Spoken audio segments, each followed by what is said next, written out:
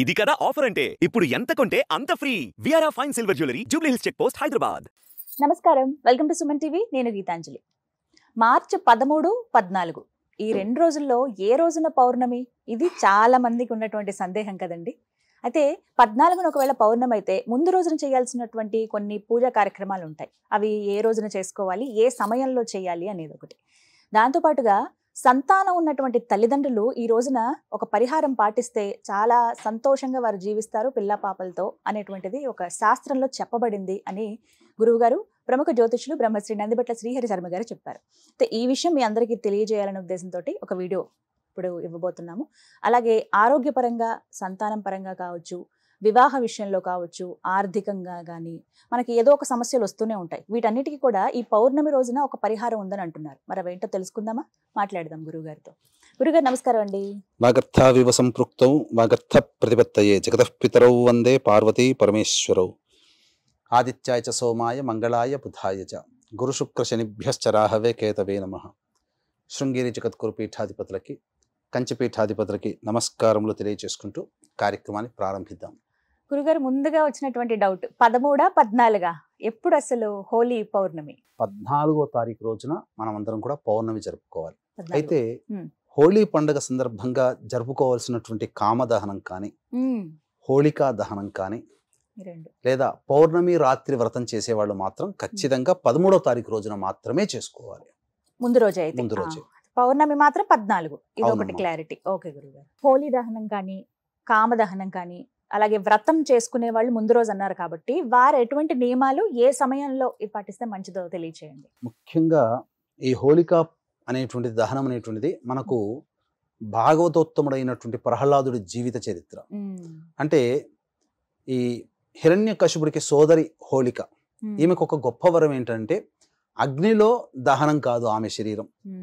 అయితే ప్రహ్లాదుడి యొక్క విష్ణు భక్తిని చూసి కోపగించుకున్నటువంటి హిరణ్యకశిపుడు ఆ యొక్క ప్రహ్లాదుని సంహరించమని అనేక విధాలుగా ప్రయత్నాలు చేశాడు. తన సైనికులతో కానీ అందరితో, ఈ విధంగా పైనుంచి కింద పడేయడము, పాములతో చంపించడము, క్రూరముగాల మధ్యన, ఇలా అన్ని రకాలుగా. కానీ మిగిలిపోయింది మాత్రం ఒకటి అగ్ని. అయితే ఎవరు కూడా సాహసించకపోయేసరికి తన అన్న యొక్క బాధను చూసినటువంటి హోళిక, నాకు వరం ఉందన్నయ్య, నేను వెళతాను, అగ్నిలో కూర్చుంటాను అని చెప్పి నేను మళ్ళీ తిరిగి జీవించి వస్తానని చెప్పగా ప్రహ్లాదుడు, మేనల్లుడు అయినట్టు ప్రహ్లాదుని ఒళ్ళో పెట్టుకొని అగ్నిలో దూకుతుంది. కానీ విష్ణుమాయ అంతకు మించి దేవతాశక్తి సంపన్నము కలిగినటువంటి ప్రహ్లాదుడు ఆ యొక్క అగ్నిలోంచి పూలల్లో నడుచుకుంటూ వచ్చినట్టుగా వచ్చాడు. కానీ హోళికా దహనం అయిపోయింది పూర్తిగా. ఆ రోజు నుంచి పురస్కరించుకొని ఆ రోజున ఈ పాల్గొన మాసం పౌర్ణమి రోజున కాబట్టి హోళికా దహనం అనేటువంటిది జరిగింది. అయితే ఈ సంవత్సరం మార్చి 13వ తారీఖు రోజున ఉదయం 10:36 పౌర్ణమి తిథి ప్రవేశం చేసి 14వ తారీఖు రోజున మధ్యాహ్నం 12:26 వరకు ఉంది కాబట్టి, మరియు పూర్వ ఫల్గుని నక్షత్రం వెళ్ళిపోయి ఉత్తర ఫల్గుని నక్షత్రం కూడా ఉన్నటువంటి రోజు, సంపూర్ణమైనటువంటి రోజు. అయితే ఇక్కడ వచ్చినటువంటి చిక్కు ఏంటంటేనమ్మా, భద్రాకరణం రాత్రి 11:36 వరకు ఉంది. కాబట్టి ఇది శుభం కోరి చేసేటువంటి హోళికా దహనం కాబట్టి భద్రాకరణం ఉన్నంత వరకు కూడా ఎవ్వరూ చేయకూడదు. 11:30 నుంచి 12:30 మధ్య కాలంలో చేస్తే హోళికా దహనం. అయితే ఈ హోళికా దహనం అనేటువంటిది చేసే విధానం కూడా చాలా ప్రత్యేకంగా మనకు శాస్త్రంలో చెప్పబడి ఉంది. ఈ భోగి పండుగ సందర్భంలో మన ఇంట్లో ఉన్నటువంటి మూలనున్నటువంటి పాత వస్తువులు తీసుకొచ్చి మంటలో వేస్తాం. కానీ హోళికా దహనం రోజు మాత్రం అటువంటి పనులు చేయకూడదు. ముఖ్యంగా స్వచ్ఛమైనటువంటి ఆవు పిడకలు, ఆవు నెయ్యి, అలాగే పంచపల్లవాలు అనగా మర్రి, మేడి, జువ్వి, మోదుగా, రావి, ఈ వృక్షాలతో వచ్చినటువంటి కాండములని, ఎండినటువంటి కట్టెలను తీసుకుని వచ్చి దహనం చేయాలి. భద్రాకరణం ఉంది కాబట్టి రాత్రి 11:36 వరకు చేయకూడదు. 11:36 నుంచి 12:26 మధ్య కాలంలో ఈ హోళికా దహనం చేసి ఆ తదనంతరం తెల్లవారి ఆ యొక్క స్నానం ఆచరించడానికంటే ముందు ఆ ఇంటి చుట్టుపక్కలంతా కూడాను ఈ యొక్క భస్మం ఉంటుంది కదా, బూడిద, ఆ బూడిదని చల్లుకునేవాళ్ళు. అంటే ఇంటికి పట్టినటువంటి నెగిటివ్ ఎనర్జీ, నరదృష్టి, నరఘోష అన్ని తొలగిపోయేటివి. తదనంతరం ఇంట్లో కూడా చల్లుకునేవాళ్ళు. ఇంకా విశేషంగా ఆ యొక్క భస్మాన్ని తీసుకొని పిల్లలకి ఒంటికి రాసేవాళ్ళు, స్నానం ఆచరించి చేసేవాళ్ళు. లేదా ఉన్నటువంటి నీటిలో వేసుకొని, బూడిద నీటిలో వేసుకొని ఆ నీటితో స్నానం ఆచరించేవాళ్ళు. తద్వారా అంటే ఒక రాక్షసి సంహారం, దుర్మార్గమైనటువంటి చిత్త ప్రవృత్తి కలిగినటువంటి రాక్షసి సంహారం జరిగినటువంటి కారణం చేత ఆ విధంగా భావన చేసుకుంటూ స్నానం ఆచరించడం వల్ల మన శరీరంలో మనకు తెలియకుండా ఉన్నటువంటి రాక్షస భావాలు కానీ, లేదా రాక్షస చిత్ర వృత్తి అంటే ఏంటి, నెగిటివ్ ఎనర్జీ పోతుంది అనేటువంటి ఒక నమ్మకం. ఆ విధంగా చేసేవాళ్ళు. గురుగారు, సంతానం ఉన్నటువంటి తల్లిదండ్రులు కొన్ని పరిహారాలు పాటించాలని అంటున్నారు కదా, అవి ఏంటో తెలియచేయండి. ముఖ్యంగా మన పురాతన కాలం నుంచి కూడా ఇది మూఢనమ్మకము అనే దానికంటే విశ్వాసం అని చెప్పడం మేలమ్మ. ఒక నమ్మకం, మూఢనమ్మకం కాదు.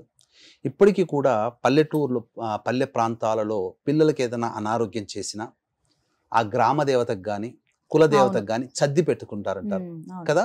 ఈ భద్రాకరణం 13వ తారీఖు 11:36 రాత్రికి వెళ్ళిపోతుంది కదా. ఆ హోళికా దహనం చేసే సమయంలోనే చద్దికి ఏర్పాటు చేసుకోవాలి తల్లిదండ్రులు. ఆ పిల్లల అభివృద్ధి కోసం ఏర్పాటు చేసుకుని ఉదయాన్నే స్నానం ఆచరించిన తర్వాత చక్కగా పిల్లల్ని కూడా తీసుకొని వెళ్ళి గ్రామ దేవతకు కానీ, లేదా ఇంటి చుట్టుపక్కల ఉన్నటువంటి ఎల్లమ్మ, పోచమ్మ, మారెమ్మ ఇలాంటి దేవాలయాలు కానీ, లేకపోతే దుర్గా లేదా పార్వతి, శివాలయంలో పార్వతి అమ్మవారు ఆ దేవాలయానికైనా వెళ్ళి అమ్మవారికి అభిషేకము, అర్చన జరిపించి తీసుకువెళ్ళినటువంటి ఈ చద్దిని అమ్మవారికి నైవేద్యంగా పెట్టి, తదనంతరం ఆ యొక్క చద్దిని పిల్లలకందరికీ పంచిపెడితే పిల్లలందరూ కూడా సంపూర్ణ ఆరోగ్యవంతులవుతారు. అంటే అపమృత్యు దోషము నుంచి మృత్యు ఒడిలోకి వెళ్ళి క్షేమంగా ప్రహ్లాదుడు ఏ విధంగానైతే తిరిగి వచ్చినటువంటి సందర్భం హోళికా పౌర్ణమి సందర్భంగా ఏ విధంగా జరిగిందో, ఆ రోజు నుంచి కూడా మగ ఆడ అనేటువంటి తేడా లేకుండా పిల్లలున్న ప్రతి తల్లిదండ్రులు ఈ నియమాన్ని పాటించడం ద్వారా సంపూర్ణముగా గ్రామదేవత కూడా సంతోషం చెంది ఆ ఊర్లో నివసిస్తున్నటువంటి పిల్ల పాపల్ని రక్షిస్తుంది. అందులో సందేహమే లేదు. ఈ విధంగా చెయ్యాలి. అందరూ చేసుకోదగ్గదే. అవును, అమ్మవారి ఆలయాలు కూడా ఇంటి దగ్గరలోనే ఉంటాయి కాబట్టి అందరూ చేసుకోదగ్గదే. అందరూ ఆచరిస్తే చాలా మంచిది. ఇది 14వ తారీఖు చేయాలండి. ఇది 14వ తారీఖు రోజున చేయాలి. పౌర్ణమి రోజున చేయాలి. 13వ తారీఖు రాత్రి 11:36 తర్వాత చద్దికి సంబంధించినటువంటి విధి విధానాలు చేసుకొని, అంటే ఏంటి, ఆ పాలు, బియ్యము, ఉడికి మన అన్నం తయారు చేస్తారు కదా, అందులో పాలు పోసి చద్దిని తయారు చేయడం రాత్రిపూట. ఆ విధంగా తెల్లారేసరికి అది పెరుగుగా తోడుకుంటుంది, మజ్జిగన్నంలాగా తోడుకుంటుంది. దాన్ని తీసుకుని వెళ్ళి అమ్మవారికి. కాబట్టి ఆ రోజున ఏంటంటే పౌర్ణమి 13వ తారీఖు ఉదయం కూడా ప్రారంభమవుతుంది కాబట్టి ఆ రోజున దంపతులు ఇద్దరు కూడా బ్రహ్మచర్య వ్రతాన్ని ఆచరించాలి. ఇది నియమం. చేసి అమ్మవారికి చద్దిని ఏర్పాటు చేయాలి, నైవేద్యం పెట్టాలి. అలాగే సంతానం విషయంలో వివాహం కానీ, ఆర్థిక ఇబ్బందులు ఉంటాయి, ఆరోగ్యపరంగా కూడా కొన్ని సమస్యలు ఉంటాయి కదండి. పౌర్ణమి చాలా విశేషమైన రోజు కదా. ఇలాంటి వాళ్ళు ఎవరైతే ఈ సమస్యలు ఎదుర్కొంటున్నారో వారు ఏమన్నా పరిహారాలు పాటిస్తే వాటి నుంచి బయటపడతారా? తప్పకుండానమ్మా. ఎందుకంటే పౌర్ణమి అంటే గుర్తుకొచ్చేది మనకు అమ్మవారి షోడశ కళలతో విరాజిల్లుతుంది లలిత అమ్మవారు. కాబట్టి చాలా మంది ఇప్పటికీ కూడా పౌర్ణమి వ్రతాన్ని ఆచరిస్తారు. అందులో భాగంగా మనం గనక చూసుకున్నట్లయితే ఈసారి గ్రహణం కూడా మనకు వస్తుంది. విశేషించి చంద్రగ్రహణం ఏర్పడుతుంది.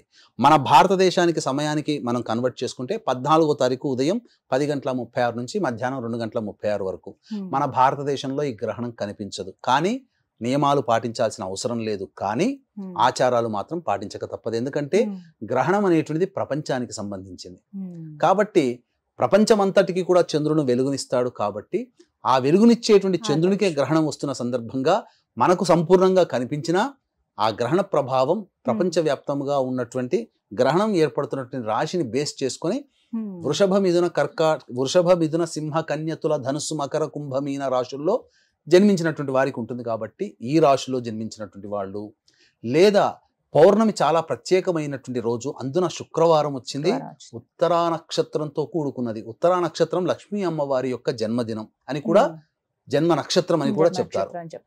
కాబట్టి విశేషించి శుక్రవారము, పౌర్ణమి మరియు ఉత్తర నక్షత్రం కలిసి ఉన్నటువంటి రోజు.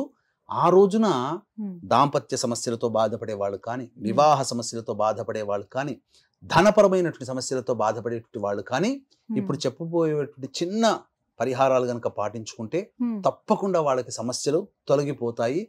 ముఖ్యంగా వివాహం కూడా కుదురుతుంది. ఈ చెప్పినటువంటి వృషభ మిథున సింహ కన్య తుల ధనుసు మకర కుంభమీన రాశిలో జన్మించినటువంటి వారికి ఈ యొక్క గ్రహణ దోషం కూడా తొలగిపోతుంది. కాబట్టి ఇప్పుడు చెప్పినటువంటి వృషభ మిథున సింహ కన్య తుల ధనుసు మకర కుంభమీన రాశిలో జన్మించినటువంటి వారికి ఈ యొక్క గ్రహణ దోష నివారణార్థమే పీఠమాధ్వర్యంలో ఉదయం 14వ తారీఖు రోజున ఉదయం 9 గంటలకి ఈ యొక్క గ్రహణ దోష నివారణ హోమాలు, వివాహము, దాంపత్యము, ఆర్థికపరమైనటువంటి సమస్యల నివారణకి దాదాపుగా 18 రకాల హోమాలు పర్ హెడ్ 2100 రూపాయలకి చేయించడం జరుగుతుంది. అవకాశం ఉన్న వాళ్ళు కార్యక్రమ తదనంతరం కాంటాక్ట్ చేసి మీ గోత్రనామాదులు నమోదు చేసుకోవచ్చు. ఇక ఏం చెయ్యాలి? పౌర్ణమి అనేటువంటి 14వ తారీఖు కదమ్మా. కాబట్టి ఆ రోజున చక్కగా ఉదయాన్నే లేచి అమ్మవారికి, ముఖ్యంగా లక్ష్మీ అమ్మవారికి చిత్రపటానికి ఎర్రటి పూలమాల వేసి లక్ష్మీ సహస్రనామ పారాయణం చేయాలి. లేదు అమ్మవారి దేవాలయంలోకైనా వెళ్ళి అమ్మవారికి అభిషేకం జరిపించి తదనంతరం ఆ యొక్క బెల్లం పాయసం అమ్మవారికి నైవేద్యంగా పెట్టాలి. ఈ అభిషేకం చేసేటువంటి సందర్భంలో ఈ అమ్మవారికి ప్రధానంగా వివాహపరమైనటువంటి సమస్యలతో ఇబ్బంది పడేటువంటి వాళ్ళు పటిక బెల్లం మిశ్రి అంటారు.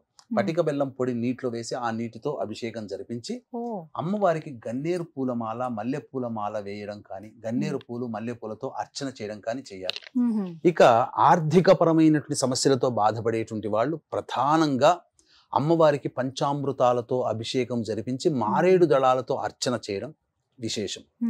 ఇక దాంపత్య సమస్యలతో బాధపడేటువంటి వాళ్ళు కూడా ఈ యొక్క పటిక బెల్లం పొడి నీటితో అభిషేకం జరిపించి అమ్మవారికి మల్లెపూలు, గన్నేరు పూల మాల వేయడం, అర్చన చేయడం చాలా విశేషమైనటువంటి ఫలితం. ముఖ్యంగా మర్చిపోకుండా నైవేద్యముగా అందరూ కూడా అన్ని రకాల సమస్యలతో బాధపడే వాళ్ళు 12:30 లోపలనే ఇవన్నీ చేయాలి. బెల్లం పాయసం అమ్మవారికి నైవేద్యంగా పెట్టి భక్తులకి పంచాలమ్మా. ఎందుకంటే అమ్మవారికి బెల్లం పాయసం చాలా నివేదన.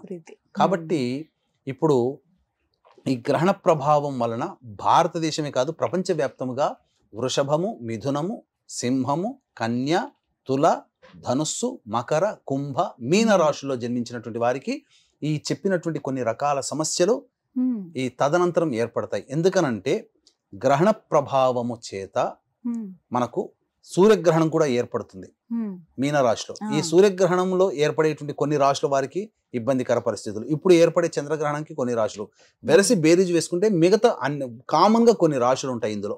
కాబట్టి వీటందరి రాశుల్లో జన్మించినటువంటి వారికి సమస్యలు గ్రహణాల తదనంతరం విశ్వావసునామ సంవత్సరం అయిన తర్వాత కొన్ని ఇబ్బందికర పరిస్థితులు ఆషాఢ మాసం వరకు ఎదుర్కోక తప్పదు.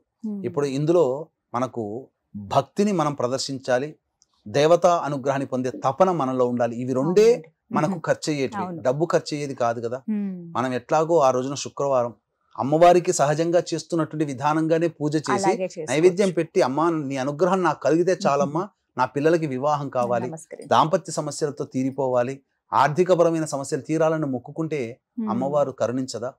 ముఖ్యంగా లలితా సహస్రనామం, లలితా త్రిశది వీలైనన్ని సార్లు పారాయణం గనక చేస్తే చాలా మంచి శుభ ఫలితాలు కలుగుతాయని చెప్పవచ్చు. మొత్తంగా విశేషమైన రోజు కదండి, చాలా చక్కగా వివరించారు గురుగారు. ధన్యవాదాలండి. సర్వం శ్రీ ఉమామహేశ్వర పరబ్రహ్మార్పణమస్తు.